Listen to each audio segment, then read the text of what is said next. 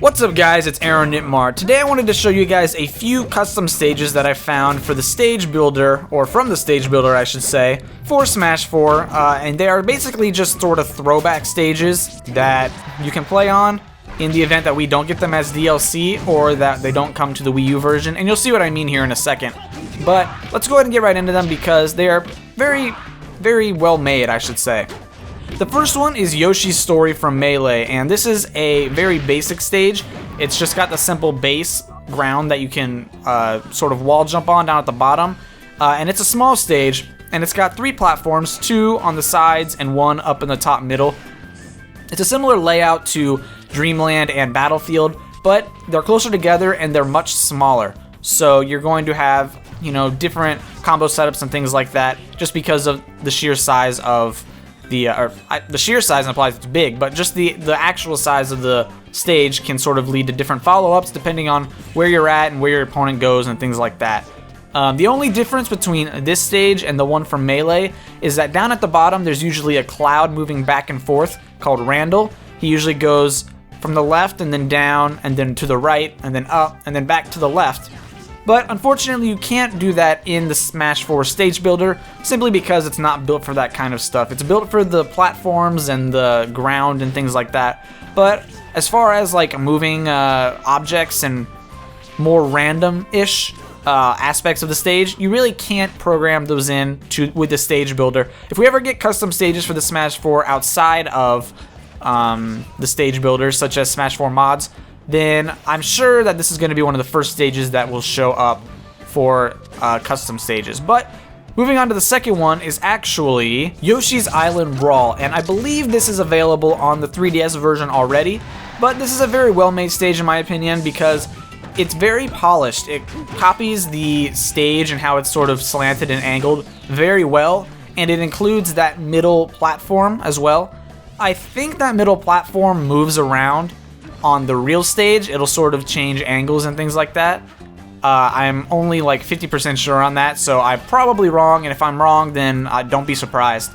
But obviously, if that is the case, it's also not going to be able to happen on the stage builder stage, just because that's not how it works, like I said. Aside from that, the only difference is that on the sides, there are normally platforms that will occasionally rise, and those things, of course, can also not be programmed into this kind of stage.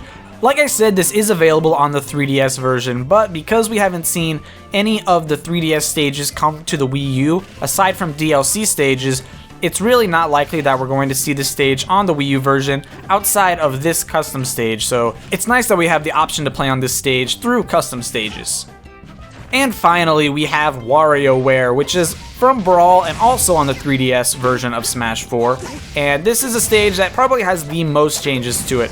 Again, it's got just a base that goes all the way down so you can wall jump off the bottom, and it's got 2 reversed mirrored platforms on each side. One is smaller and one is larger, and I don't know why I'm explaining this when you can just see it. But the biggest difference, of course, is going to be that the mini games are removed.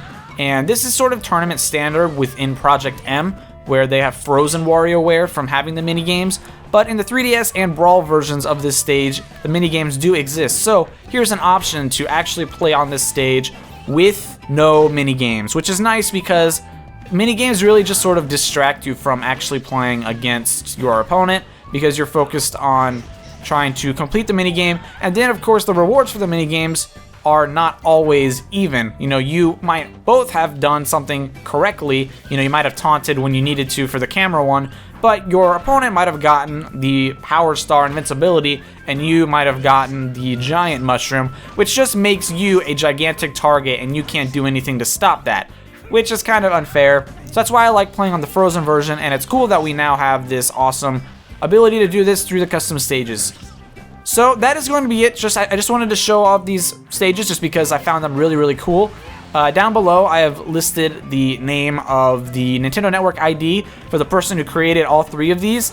It's sort of really, really annoying how to install them. You have to go to Miiverse and you have to find his post. Then you have to launch Smash 4 through his post, and then you're able to download the thing, and then you have to go back to Miiverse, close Smash 4, reopen Smash 4, and it's a big task, and I really don't like how that's done.